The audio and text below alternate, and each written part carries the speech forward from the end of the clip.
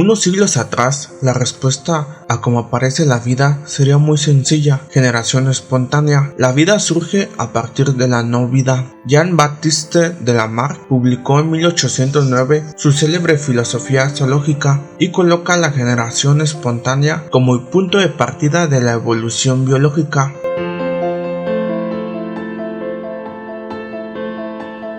Los biólogos en general aceptan la idea de que la vida se origina a partir de materia inanimada en un proceso que se denomina evolución química, el cual se debe haber desarrollado en varias etapas. A pesar de que nunca se sabrá con certeza, las condiciones de la Tierra primitiva distaban mucho de las actuales. Astrofísicos y geólogos calculan la edad de la Tierra en 4.600 millones de años. La atmósfera primitiva contenía dióxido de carbono, monóxido de carbono, vapor de agua, hidrógeno, nitrógeno. También es posible que hubiera amoníaco, sulfuro de hidrógeno y metano. Es probable que tuviera un poco o nada de oxígeno. Para la evolución química de la vida se necesitaban 4 requerimientos: ausencia total o casi completa de oxígeno libre, ya que al ser muy reactivo hubiera oxidado las moléculas orgánicas que son esenciales para la vida. Una fuente de energía. La Tierra primitiva era un lugar caracterizado por la presencia de vulcanismo generalizado, tormentas eléctricas, bombardeo de meteoritos e intensa radiación, especialmente ultravioleta. Sustancias químicas que funcionaron como bloques de construcción químicos: agua, minerales inorgánicos y gases. Tiempo. La edad de la Tierra se calcula en 4.600 millones de años y los vestigios de vida más antiguos datan de 3.800 millones de años, de modo que la vida tardó solo unos 800 millones de años en formarse. La evidencia fósil soporta la idea que el origen de la vida en la Tierra comenzó en épocas tempranas, hace ya 3.500 millones de años. Los fósiles de rocas australianas son tales que indican que debió existir vida mucho antes. De rocas obtenidas en Groenlandia se obtuvieron posiblemente las más antiguas células de hace 3.800 millones de años. J. William Schaff de la Universidad de California descubrió procariotas fotosintetizadoras en las rocas de hace 3.500 millones de años. Sugirieron por lo tanto la existencia de formas más antiguas. La roca más antigua conocida en la Tierra tiene 3.960 millones de años y proviene de la región canadiense del Ártico.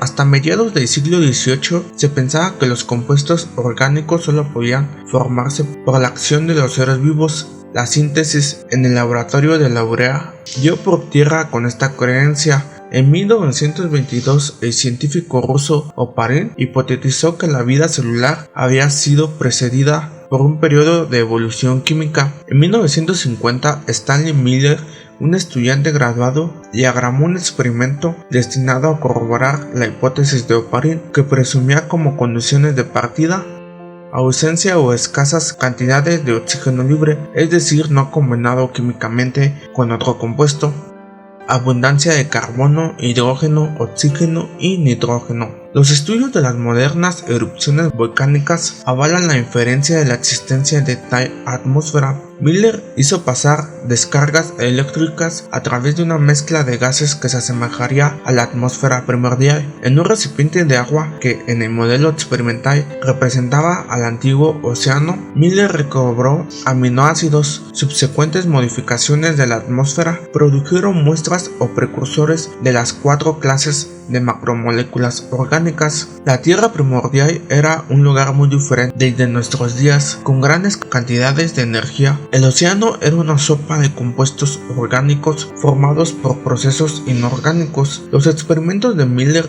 y otros experimentos no probaron que la vida se originó de esta manera, solo que las condiciones existentes en el planeta hace alrededor de 3.000 millones de años fueron tales que pudo haber tenido lugar la formación espontánea de macromoléculas orgánicas. Las simples moléculas inorgánicas que Miller puso en su aparato dieron lugar a la formación de una variedad de moléculas complejas.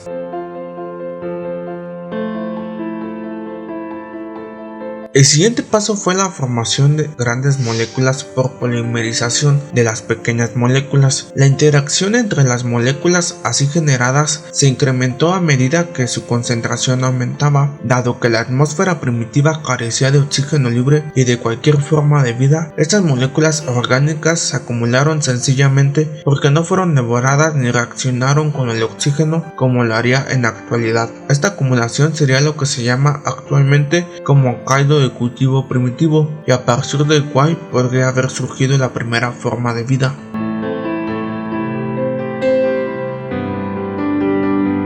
En las células vivas actuales, la información genética se almacena en el ADN, el cual transcribe su mensaje por medio de ARN, que a su vez traduce esta información en una secuencia adecuada de aminoácidos que se ensamblan en proteínas, que son las encargadas de casi todas las funciones celulares. Las tres moléculas de la secuencia precisa ADN contienen información precisa, pero solo el ADN y el ARN son capaces de autoduplicarse, es decir, copiarse a sí mismos. En los años 80, Altman, DeJay y Chess de la Universidad de Colorado encontraron una respuesta. Algunos ARN funcionan como enzimas y pueden separar el ARN y sintetizar más moléculas de ARN. Se llaman ribosimas. Conforme al modelo propuesto por el mundo del ARN, la química de la Tierra prebiótica dio origen a moléculas de ARN autoduplicantes que habrían iniciado la síntesis de proteínas. Pero si el ARN hizo copias de sí mismo y apareció antes que el ADN, ¿cómo llegó a esta escena? Quizá el ARN hizo copias bicternarias de sí mismo, que con el tiempo se transformaron en ADN, que es más estable por su conformación de doble hélice, en tanto que el ARN es más reactivo por ser una molécula monocaternaria. En el mundo del ADN, ARN y proteínas, el ADN se convirtió en una molécula de almacenamiento de información y el ARN sigue siendo la molécula de transferencia de la información.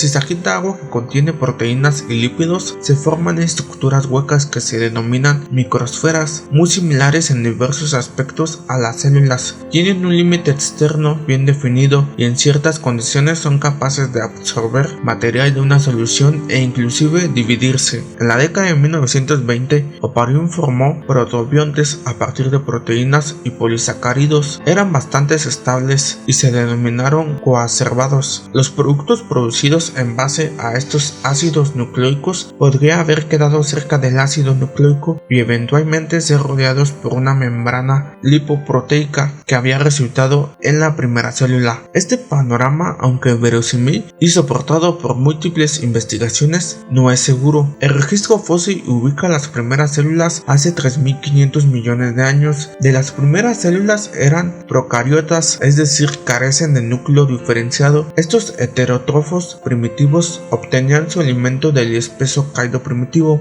Dado que no había oxígeno libre, el metabolismo era completamente anaerobio y por lo tanto bastante poco eficiente. Cuando las moléculas orgánicas que se acumularon espontáneamente durante millones de años se acabaron, solo algunos organismos sobrevivieron. Tal vez haya ocurrido mutaciones, los cuales son cambios permanentes y heredables del material genético que permitieron a algunas células obtener energía de la luz solar. Apareció entonces la fotosíntesis. Se desarrollaron varios tipos de bacterias fotosintéticas, pero la más importante desde el punto de vista evolutivo son las cianobacterias, que al convertir el agua y el dióxido de carbono en compuestos orgánicos liberaron oxígeno como producto de desecho a la atmósfera. Estamos hablando de hace 3.100 millones de años. Su presencia quedó registrada en los estromatolitos, fósiles microbianos que se han encontrado en rocas compuestas por finas capas denominadas estromatolitos, formados por bacterias heterótrofas y fotótrofas que vivían en un tipo de colonias.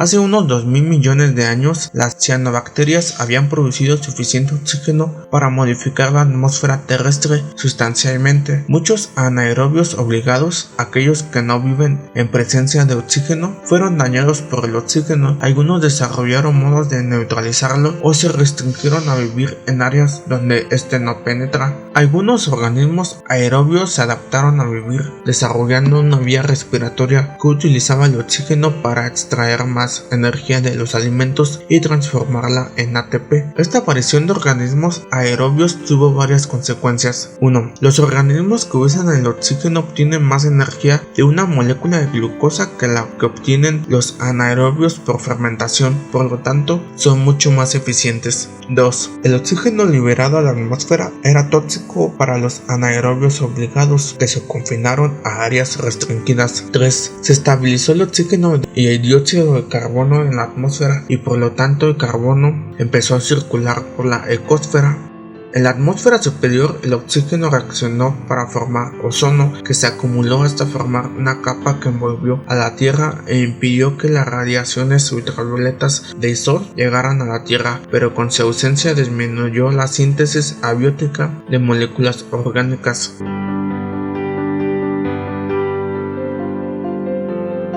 La abundancia de bacterias ofrece un rico panorama para quien pueda alimentarse de ellas. A pesar de que no existe registro fósil, los paleobiólogos especulan que algunos predadores primitivos eran capaces de rodear a bacterias enteras como presa. Debieron de haber sido bastantes primitivos, ya que al ser incapaces de realizar fotosíntesis y metabolismo aeróbico, metabolizaba de manera deficiente lo que engullían. En 1980, Lynn Margulis del MIT propuso la teoría de la endosimbiosis para explicar el origen de la mitocondria y los cloroplastos. De acuerdo a esta idea, una procariota grande o quizá un primitivo eucariota fagocito rodeó a un pequeño procariota hace unos 1500 a 700 millones de años. En vez de digerir el pequeño organismo, el grande y el pequeño entraron en un tipo de simbiosis conocida como mutualismo, en el cual ambos se benefician y ninguno es dañado. El organismo grande pudo haber ganado un excedente de ATP provisto por la protomitocondria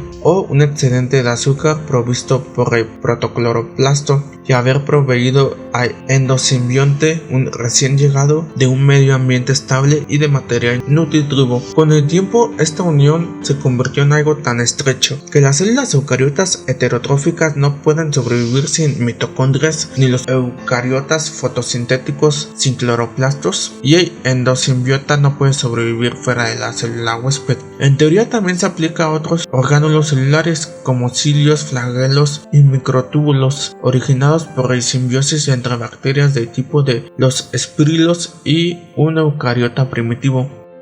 Su origen aún no se ha podido explicar. Tal vez se formó por una invaginación de la membrana externa rodeando el ADN. Lo cierto es que su presencia determinó la aparición de las células eucarióticas. Los fósiles más antiguos provienen de rocas marinas formadas en el antiguo océano. Los organismos actualmente vivientes con mayores semejanzas a las formas antiguas son las arqueobacterias. Este grupo está hoy restringido a ambientes extremos. Recientes descubrimientos de bacterias en las fosas marinas, en las cuales las placas tectónicas dejan lugar a fisuras y el calor y los materiales resultantes de estas circunstancias conforman un ambiente particular donde se desarrollan bacterias. Esto permite presuponer otro lugar donde la vida pudo haberse originado, en estas fosas marinas donde el calor y la roca derretida aflora a la superficie de la Tierra. El árbol de la vida, construido a partir de los estudios del ARN, ácido ribonucleico ribosómico, al árbol se basa en el estudio de las diferencias en las secuencias de ARN comunes a todos los seres vivos. Muestra cercana a su raíz, allí donde se encuentra Luca, último antepasado común universal de las células modernas, compartido por todos los seres vivos, organismos hipertermófilos que viven a temperaturas cercanas a 115 grados centígrados. Podría pensarse que la vida transitó por la senda de los sistemas hidrotermales, o por qué no,